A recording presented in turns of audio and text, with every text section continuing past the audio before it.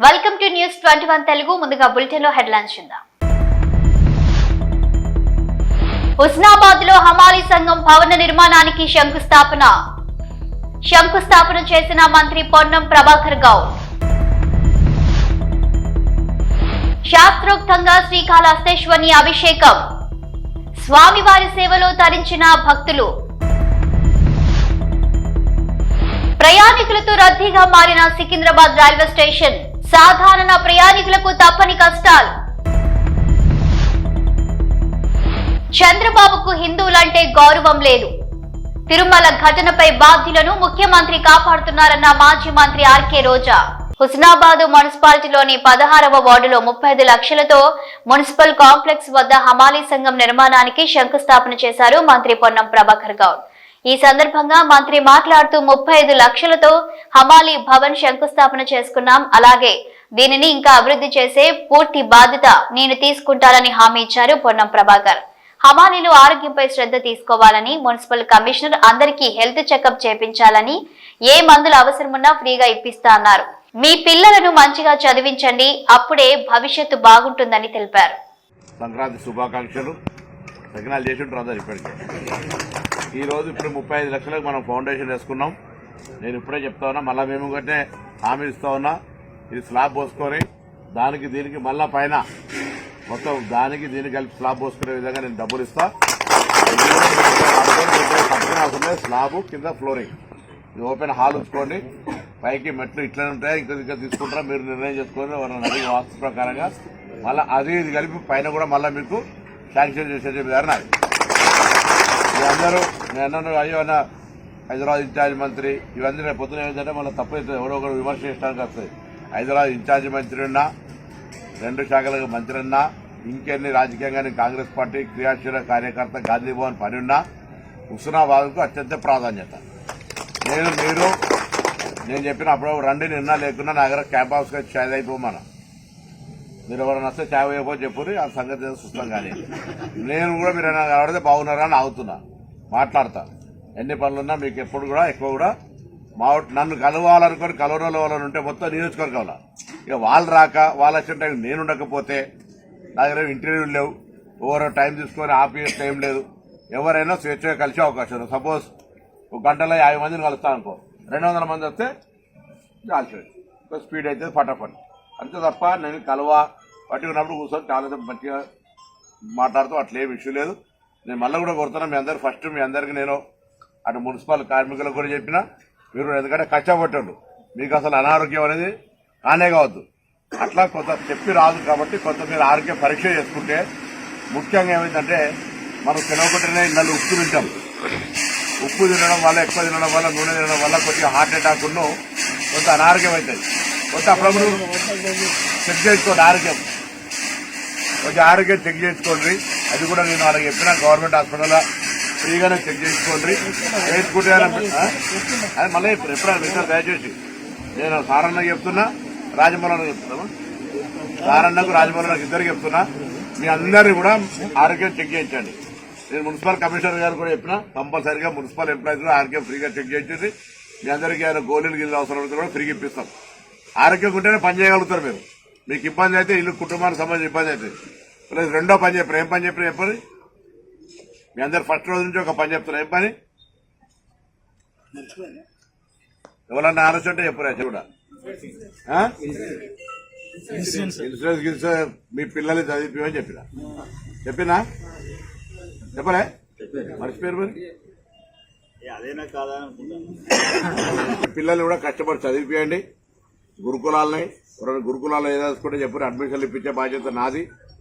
ఎక్కడైనా రాష్ట్రంలో ఎక్కడంటే అక్కడ పోయి చదువుకోవచ్చు. దూరం ఉండి మంచిగా దూరం ఉన్నారని ఏం కాదు. గురుకులాల్లో ఇవాళ 40% మెచ్చార్జీలు పెంచడం, పిల్లలు చదువుకోవచ్చు. కాబట్టి దయచేసి మీ అందరికీ మరొకసారి ఈ తొందరగా పని షురూ చేసేది. ఎవరు తీసుకున్నారు కాంటాక్ట్ అన్న అదా కూర్చోమని విశ్లేషణ చెప్పి దాన్ని కూడా ఫటాఫట్ చేసేస్తారు. లాభం ఎంత అవుతుంది రేపు ప్రయత్నం చేసి హ్యాపీ సంక్రాంతి. శ్రీకాళహస్తి ఆలయంలో శనీశ్వర ఆలయంలో శాస్త్రయుక్తంగా అభిషేకం నిర్వహించారు. శ్రీకాళహస్తీశ్వర ఆలయంలో ధనుర్మాసం పురస్కరించుకొని శనీశ్వరునికి విశేష అభిషేక సేవలు చేపట్టారు. వివిధ ప్రాంతాల నుంచి వచ్చిన భక్తులు శనీశ్వరుని అనుగ్రహం కోసం, శనీశ్వరుని నుండి విముక్తి కోసం పూజలు జరిపారు. ప్రయాణికులతో రద్దీగా మారిన సికింద్రాబాద్ రైల్వే స్టేషన్ ప్రయాణికులతో కిటకిటలాడుతుంది. సంక్రాంతి పండుగ సందర్భంగా తమ సొంత ఊర్లకు బయలుదేరారు ప్రయాణికులు. రైల్ ఫుట్బోర్డుపై వేలాడుతూ ప్రమాదకరంగా ప్రయాణం చేస్తున్నారు ప్రయాణికులు. ప్రయాణికులకు ఇబ్బందులు కలగకుండా రైల్వే పోలీసులు పర్యవేక్షిస్తున్నారు.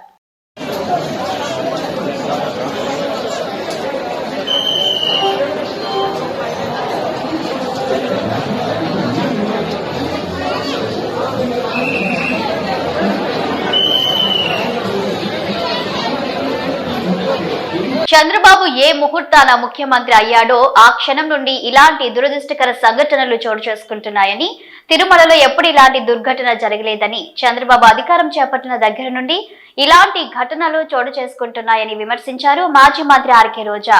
తన మనుషులని టీటీడీలో పెట్టుకుని ఈ రోజు 6 మృతికి కారణమయ్యాడని ఆరోపించారు రోజా. వారిని కాపాడాలని ప్రయత్నం చేస్తున్నప్పుడు తప్ప ఇంతవరకు ఒక్కరిపై కూడా కేసు పెట్టలేదని విమర్శించారు. హిందూ మనోభావాలను చంద్రబాబు గౌరవించడం లేదంటూ తీవ్రంగా విమర్శించారు రోజా. గమనించి అందరూ అసహించుకుంటున్నారని కూడా ఈ సందర్భంగా తెలియజేసుకుంటున్నా. ఎందుకంటే తిరుమలలో ఎప్పుడూ కూడా ఇలాంటి ఘోరమైన దుర్ఘటన జరగలేదు. చంద్రబాబు నాయుడు ఏ ముహూర్తాన ముఖ్యమంత్రి అయ్యాడో ఈ టీటీడీ అలాగే వెంకటేశ్వర స్వామి పరువు ప్రతిష్ట దిగజారిపోయేలాగా ప్రతి ఒక్క కార్యక్రమం చేయటం మనం కళ్ళారా చూస్తున్నాం. నిజంగా ఈరోజు ఎంత బాధాకరం అంటే ఈ చంద్రబాబు నాయుడు తన మనుషుల్ని టీటీడీలోను తిరుపతిలో పెట్టుకొని ఈరోజు 6 మందిని బలి తీసుకుంటే ఇంతవరకు ఒక్కరి మీద కూడా కేసు పెట్టలేదు. వాళ్ళని కాపాడాలన్న ప్రయత్నం చేస్తున్నాడు అంటే ఈయనకి హిందువులంటే గౌరవం లేదా? ఈయనకి భక్తులంటే గౌరవం లేదా? వాళ్ళ ప్రాణాలకి విలువ లేదా? ఎంత సిగ్గుచేటో ఒకసారి మీరు ఆలోచించండి. ఈరోజు చంద్రబాబు నాయుడు తనకి రోజు భజన చేసే నాయుడు గారినేమో టీటీడీ చైర్మన్ చేసుకున్నాడు. తన గత ఓఎస్డి వెంకయ్య చౌదరినేమో అడిషనల్ ఈఓగా పెట్టాడు. మళ్ళీ జేఈఓగా కూడా పోస్ట్ ఇచ్చాడు. జేఈఓ అనేది ఒక సీనియరు అనుభవం ఉన్న వ్యక్తికి ఇవ్వాల్సిన పోస్టుని ఏ అనుభవం లేనివాడు, భక్తి లేనివాడు, భక్తుల మీద ప్రేమ అభిమానం లేని వాడికి ఇచ్చాడు అంటే దానికి కారణం వెంకయ్య చౌదరి అవటమేనా అని నేను అడుగుతున్నా. ఇక ఎస్పీగా సుబ్బారాయుడు గారు తన దగ్గర సెక్యూరిటీ ఆఫీసర్గా పనిచేసిన వాడిని తిరుపతి తీసుకొచ్చి ఎస్పీగా పెట్టాడు.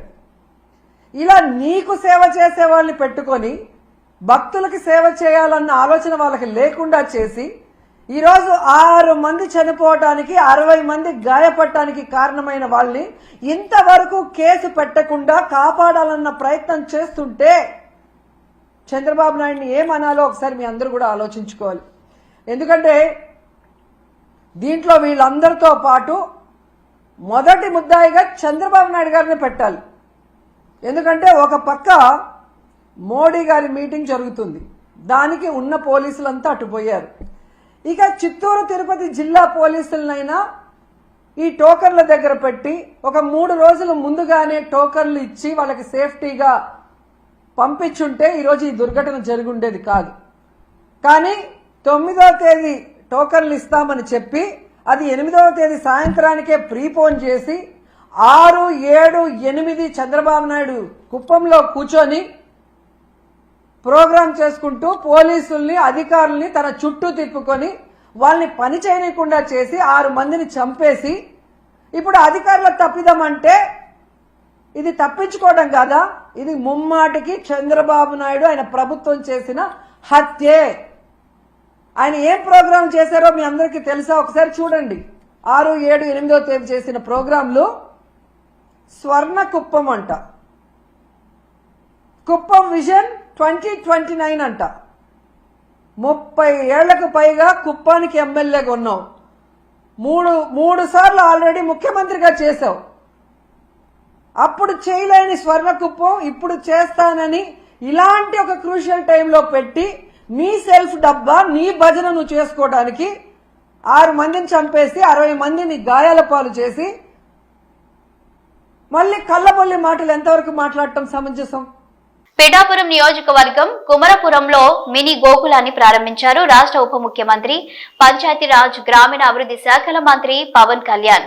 శ్రీకృష్ణుడి ఆలయం వద్ద నిర్మించిన ఈ గోకులాన్ని ప్రారంభించి రైతు శ్రీ యాదవ్ నాగేశ్వరరావుకి అందజేశారు. మహాత్మా గాంధీ జాతీయ గ్రామీణ ఉపాధి హామీ నిధులతో 1.85 లక్షల వ్యయంతో దీన్ని నిర్మించారు. మినీ గోకులాన్ని ప్రారంభించి 4 గోవులను రైతుకి అందజేశారు.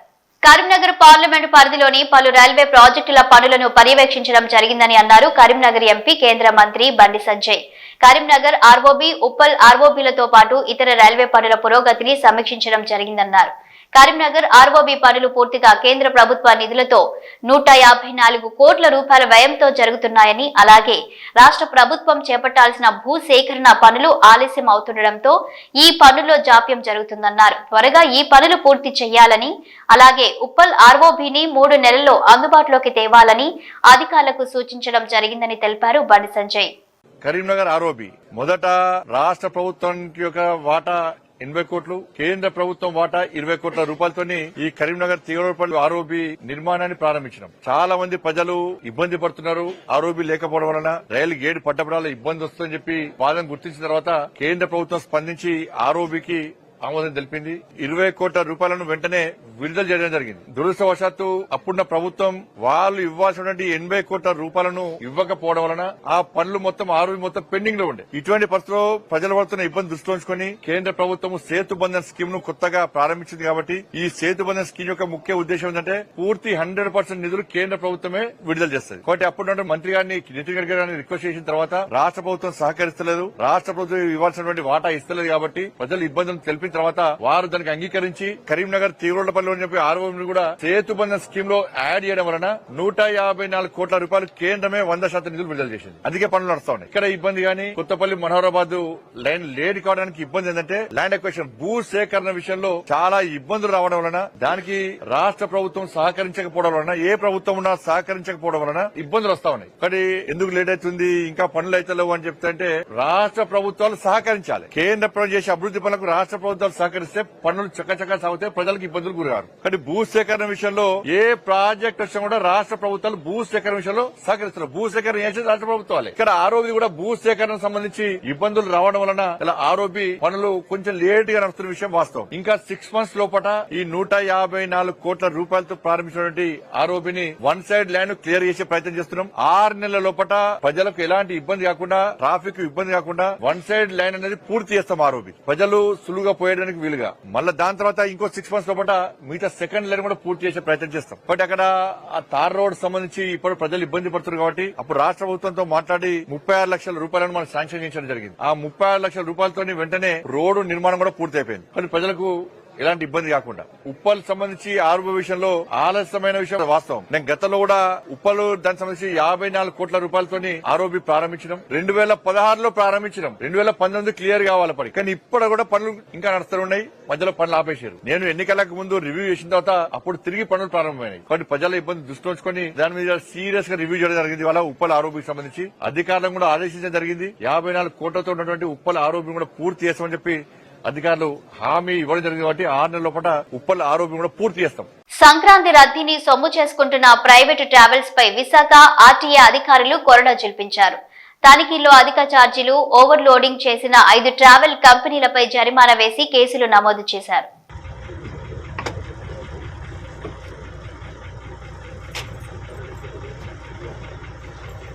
సంతానం లేని మహిళలను గర్భవతులను చేయండి, 13 లక్షలు అందుకోండి. ఈ ప్రకటన చూసి ఇదేదో బాగుందని వెళ్లిన వారు నిలువునా మోసపోయారు.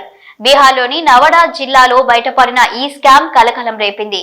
All India pregnant job service, play boy service పేరిట ముఠా ఒకటి ఫేస్బుక్ లో ప్రకటనలు ఇచ్చింది.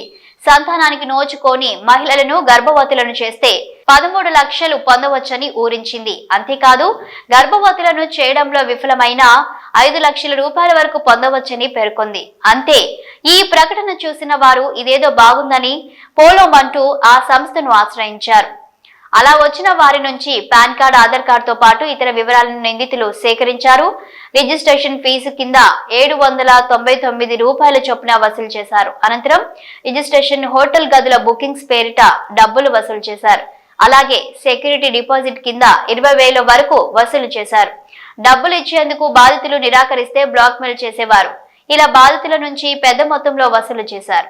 ఈ ముఠా వ్యవహారంపై అనుమానంతో కొందరు ఫిర్యాదు చేయడంతో కేసు నమోదు చేసుకున్న పోలీసులు రంగంలోకి దిగారు. నిందితులు ప్రిన్స్ రాజ్, బోలా కుమార్, రాహుల్ కుమార్ సహా 8 మందిని అరెస్టు చేశారు. వారి నుంచి 6 మొబైల్ ఫోన్లు స్వాధీనం చేసుకున్నారు. వాటిలో కస్టమర్ల ఫోటోలు, WhatsApp chatting, audio recording, bank లావాదేవీలను గుర్తించారు. ప్రస్తుతం పోలీసులు ఈ కేసును లోతుగా దర్యాప్తు చేస్తున్నారు. మచిలీపట్నం ప్రభుత్వ ఆసుపత్రిలో ఏర్పాటు చేసిన నూతన వైద్య పరికరాలు, ultrasound scanning room, CRM arthroscope room ని ప్రారంభించారు మంత్రి కొల్లు రవీంద్ర. అలాగే కొల్లు ఫౌండేషన్ ద్వారా స్ట్రెచర్స్ ని ఆసుపత్రికి అందించి పేదలకు మెరుగైన వైద్యం అందించాలని వ్యాధులకు సూచించారు మంత్రి. హిందూపురం పట్టణంలోని ఎన్టీఆర్ సర్కిల్ నుండి ఎంఆర్ఓ కార్యాలయం వరకు సిపిఐ ఆధ్వర్యంలో పేదలకు ఇంటి పట్టాలు మంజూరు చేయాలని కోరుతూ రాష్ట్ర సమితి పిలుపు మేరకు ర్యాలీ నిర్వహించారు. అనంతరం హిందూపూర్ తహసీల్దార్ కార్యాలయం ముందు ధర్నా చేపట్టడం జరిగింది. ఈ ధర్నా సందర్భంగా సిపిఐ హిందూపురం తాలూకా కార్యదర్శి కనిశెట్టిపల్లి వినోద్ కుమార్ మాట్లాడుతూ పేదలకు గ్రామీణ ప్రాంతాల్లో 3 సెంట్లు, పట్టణాల్లో 2 సెంట్లు స్థలాలు కేటాయించి ప్రభుత్వమే 5 లక్షల రూపాయలు ఇంటి నిర్మాణానికి అందించాలని విజ్ఞప్తి చేశారు. అనంతరం సీనియర్ అసిస్టెంట్ ఈశ్వరయ్యకు వినతి పత్రం అందించడం జరిగింది.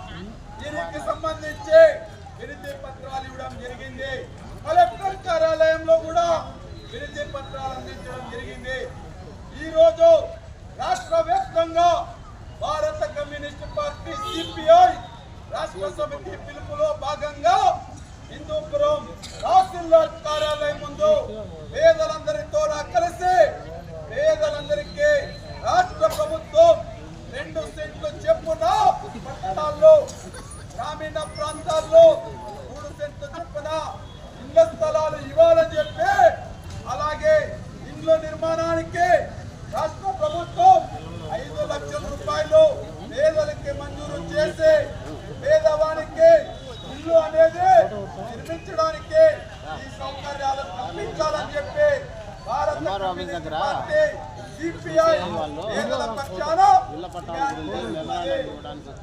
వెంటనే అధికారులు స్పందించి పేదలకు న్యాయం చేయాల్సినటువంటి అవసరం ఎంతైనా ఉన్నదని చెప్పి ఇటీవల ఎక్సైజ్ అధికారులపై BC political JAC chairman Rachala Yugandhar Goud చేసిన అవినీతి ఆరోపణలపై ఎక్సైజ్ శాఖ విచారణ కమిటీ వేసింది. Joint director Sasidhar Reddy, assistant secretary Nagalakshmi నేతృత్వంలో జరిగిన విచారణకు రాచాల యుగంధర్ గౌడ్ హాజరయ్యారు.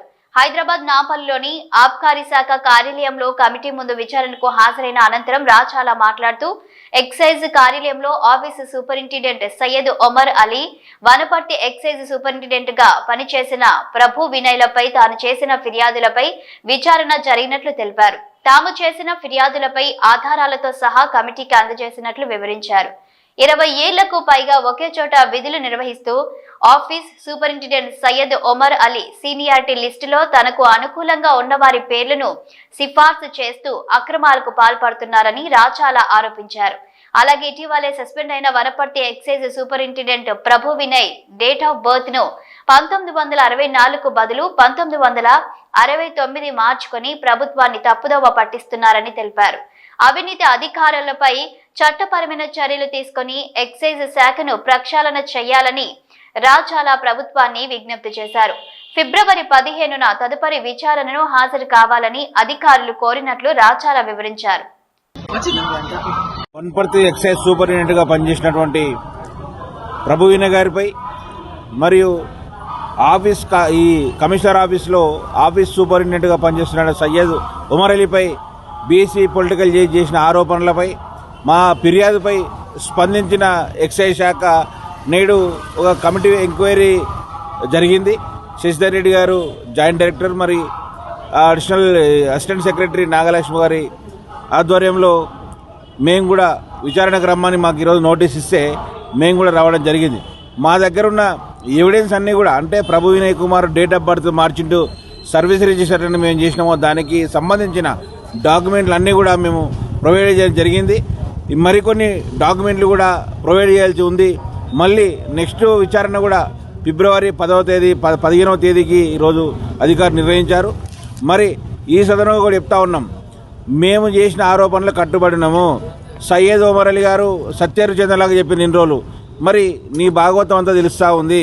ఈరోజు నీవు ఆఫీస్ జిల్లా కేడర్లో పనిచేసినటువంటి నీవు హెచ్ఓడికి ఎట్లా వస్తావు? అందరికి సంబంధం లేకుండా నీ ఒక్కడో ఎట్లా వస్తావు హెచ్ఓడికి? అదేవిధంగా నీ కమ్యూనిటీకి హైదరాబాద్ చుట్టుపక్కల పోస్టింగ్లు వేసుకున్న విషయం అందరికీ తెలిసిందే. ఈరోజు అనేక అవకతవకలకు ఈరోజు ప్రభువినయ్ డేట్ ఆఫ్ బర్త్ మార్చింది కూడా సయ్యద్ ఒమర్ అలీ అని చెప్పి ఈ సందర్భంగా చెప్తా ఉన్నాం. మేము కూడా అధికారులకు అదే ఈరోజు డాక్యుమెంట్తో సహా అంటే ఎవిడెన్స్తో సహా కూడా ఇవ్వడం జరిగింది. కాబట్టి వెంటనే మా ఫిర్యాదుకు స్పందించిన ఎక్సైజ్ శాఖ అధికారులు డైరెక్టర్ గారు వెంటనే ఈ యొక్క విచారణకు ఆదేశించి చేయడం నిజంగా ఇది శుభపరిణామం. వీలైనంత తొందరగా అతనిపై చర్యలు తీసుకోవాలని చెప్పి మేము మరొకసారి డైరెక్టర్ గారికి విజ్ఞప్తి చేస్తా ఉన్నాం. కాంగ్రెస్ పార్టీ ఎన్నికల ముందు రైతులకు ప్రజలకు ఇచ్చిన హామీలను వెంటనే అమలు చేయాలని డిమాండ్ చేస్తూ బీజేపీ శ్రేణులు జయశంకర్ భూపాలపల్లి జిల్లా రేగుండ తహసీల్దార్ శ్వేతకు వినతి పత్రం అందజేశారు. మండల కేంద్రంలో బీజేపీ భూపాలపల్లి జిల్లా కిషన్ మోర్చా జిల్లా అధ్యక్షుడు పోలిసాని తిరుపతిరావు ఆధ్వర్యంలో రేగుండ తహసీల్దార్ కార్యాలయానికి రైతుల నాయకులతో తరలి వెళ్లి డిమాండ్లతో కూడిన వినతి పత్రాన్ని అందజేశారు. అనంతరం తిరుపతిరావు మాట్లాడుతూ రైతులకు రైతు బంధు వానకాలం యాసంగి 2 పంటలకు కలుపుకొని ఎన్నికల సమయంలో 15,000 రూపాయలు ఇస్తామని హామీ ఇచ్చిన ముఖ్యమంత్రి రేవంత్ రెడ్డి ఇప్పుడు మాట మారుస్తున్నాడని ఆయన విమర్శించారు. రైతులకు బోనస్ ప్రకటిస్తానని చెప్పి ఇప్పటి వరకు కూడా రైతులకు జమ చేయలేదని, రైతు కూలీలకు కౌలు రైతులకు 12,000 రూపాయలు ఇస్తామని చెప్పి అధికారంలోకి వచ్చి సంవత్సరం అయిపోయినప్పటికీ కూడా వాటి విషయమే మాట్లాడడం లేదని మండిపడ్డారు. కేంద్ర ప్రభుత్వం ప్రవేశపెట్టిన పనులు కూడా రాష్ట్రంలో అమలు చేయడం లేదని రేవంత్ రెడ్డి ప్రభుత్వం రైతులను నట్టేట ముంచిందన్నారు. రైతులకు ఇచ్చిన హామీలను నెరవేర్చాలంటూ లేకుంటే కిసాన్ మోర్చా ఆధ్వర్యంలో కలెక్టర్ కార్యాలయాన్ని ముట్టడిస్తామని తిరుపతిరావు హెచ్చరించారు. కాంగ్రెస్ పార్టీ అధికారంలోకి రావడానికంటే ముందు వరంగల్ డిక్లరేషన్ ద్వారా తెలంగాణ రాష్ట్ర వ్యాప్తంగా ఉండబడినటువంటి రైతులందరికీ కూడా ఏకకాలంలో 2 లక్షల రుణాలను మాఫీ చేస్తానని చెప్పినటువంటి యొక్క రాష్ట్ర ప్రభుత్వము డిసెంబర్ 9వ తారీఖున మొదటి సంతకం పెట్టి రాష్ట్ర వ్యాప్తంగా ఉండబడినటువంటి రైతులందరికీ రుణమాఫీ చేస్తామని చెప్పినటువంటి యొక్క రాష్ట్ర ప్రభుత్వం ఇప్పటి వరకు ఆ యొక్క దాన్ని అమలు చేయడం లోపల రాష్ట్ర ప్రభుత్వం పూర్తిగా వైఫల్యం చెందింది. ఎందుకంటే ఈరోజు అధికారంలోకి వచ్చిన తర్వాత 32 లక్షల మంది అంటే 32,000 కోట్ల రూపాయలు రైతు రుణమాఫీకి అవసరం పడతాయని చెప్పినటువంటి యొక్క రాష్ట్ర ప్రభుత్వం అంటే అధికారిక లెక్కల ప్రకారమే తెలంగాణ రాష్ట్రంలో ఉండబట్టినటువంటి 2 లక్షల బాకీలు బ్యాంకులలో రైతులు కలిగినటువంటి రైతులందరికీ 32,000 కోట్ల బడ్జెట్ అవసరం పడుతుంది. తప్పకుండా మేము రాష్ట్ర ప్రభుత్వం మేము దీన్ని అమలు చేస్తామని చెప్పినటువంటి రాష్ట్ర ముఖ్యమంత్రి ఇప్పటి వరకు 2 లక్షల పైన ఉండబడినటువంటి ఏ ఒక్క రైతుకు కూడా 2 లక్షల లోపు 2 లక్షల రుణ బాకీ ఉండబడినటువంటి రైతుకు కూడా ఇప్పటి వరకు ఈ యొక్క రాష్ట్ర ప్రభుత్వం ఆ యొక్క రుణమాఫీని అమలు చేయలేదు. మరి 32,000 కోట్ల రూపాయల బడ్జెట్లో ఈరోజు రాష్ట్ర ప్రభుత్వం కేవలము 23,700 కోట్ల రూపాయలను మాత్రమే ఈరోజు ఈ యొక్క రాష్ట్ర ప్రభుత్వం రుణాలను మాఫీ చేసింది. అంటే 42 లక్షల మంది రైతులుంటే ఇప్పటి వరకు 23 లక్షల సుమారుగా 50,000 మందికి మాత్రమే రుణమాఫీ జరిగింది. దీన్ని తప్పకుండా 2 లక్షల పైన నిబంధన ఏదైతే ఉందో దానికి సంబంధం లేకుండా బేషరతుగా ఈ యొక్క రాష్ట్ర ప్రభుత్వం మొండి వైఖరి విడనాడి రైతులకు రుణమాఫీ చేయాలి. ఆ తర్వాత వాళ్ళు ఇచ్చినటువంటి మేనిఫెస్టోలో పెట్టినటువంటి 7,500 రూపాయల రైతు భరోసా ఏదైతే ఉందో దాన్ని బేషరతుగా మీరిచ్చినటువంటి మాట ప్రకారం దీన్ని అమలు చేయాలి. ఎందుకంటే గతంలో ఒక 2 దఫాలుగా ఇవ్వాల్సినటువంటి రైతు భరోసా ఏదైతే ఉందో ఆ యొక్క రైతు భరోసా నిధులు ఇప్పటికే సుమారుగా అంటే 20,000 రూపాయల పైన ఇవ్వాల్సినటువంటి రైతు భరోసా ఏదైతే ఉందో దాని యొక్క మీ యొక్క రాష్ట్ర మొండి ప్రభుత్వము రైతులకు మోసం చేసినటువంటి పరిస్థితి. ఈరోజు మీరు ఇచ్చినటువంటి హామీలను అమలు చేయమని మేము డిమాండ్ చేస్తూ ఉన్నాం. తప్పకుండా 7,500 రూపాయలు అమలు చేయాల్సిందే. మీరు కౌలు రైతులకు కూడా రైతు భరోసాను వర్తింపజేస్తూ ఉన్నారు. కూలీలకు కూడా ఏదైతే 12,000 రూపాయలు అమలు చేస్తూ ఉన్నారు. తెలంగాణ రాష్ట్ర ప్రభుత్వం ఏదైతే ప్రధానమంత్రి ఫసల్ బీమా యోజన ఏదైతే ఉందో రైతులకు అనేక విపత్తుల ద్వారా మరి నష్టం జరిగి పంట నష్టపోయినటువంటి రైతులకు ప్రధానమంత్రి ఫసల్ బీమా యోజన ఏదైతే ఉందో దాన్ని మరి కేంద్ర ప్రభుత్వము చాలా ప్రతిష్టాత్మకంగా దేశవ్యాప్తంగా అమలు చేస్తున్నటువంటి పరిస్థితి ఈరోజు దేశంలో అమలవుతూ ఉంది. కానీ ఒక రాష్ట్ర ప్రభుత్వం అధికారంలోకి వచ్చి 1 సంవత్సర కాలం గడిచినప్పటికీ కూడా ఈ యొక్క రాష్ట్ర ప్రభుత్వం కేంద్ర ప్రభుత్వానికి ఎక్కడ మంచి పేరు వస్తుంది అన్నటువంటి ఒక దుర్మార్గమైనటువంటి ఆలోచనతోటి మరి ప్రధానమంత్రి ఫసల్ బీమా యోజన యొక్క పథకాన్ని అమలు చేస్తలేదు. దీన్ని కూడా వెంటనే అమలు చేయాలని చెప్పి మేము భారతీయ జనతా పార్టీ కిసాన్ మోర్చా ద్వారా భారతీయ కిసాన్ మోర్చా మరి ఏదైతే ఉందో రాష్ట్ర మా అధ్యక్షులు ఇచ్చినటువంటి పిలుపు మేరకు మేము రైతుల పక్షాన తప్పకుండా డిమాండ్ చేస్తూ ఉన్నాం. ఈ యొక్క ఇచ్చినటువంటి హామీలను అమలు చేయకపోతే తప్పకుండా గ్రామాల వారీగా రైతు రుణమాఫీ కానటువంటి రైతులందరినీ సేకరించి తప్పకుండా మరి ఆందోళన చేస్తూ ఉన్నటువంటి విషయాన్ని రాష్ట్ర ప్రభుత్వం పక్షాన మేము డిమాండ్ చేస్తూ ఉన్నాం. ఇవి bulletin updates. Keep watching news.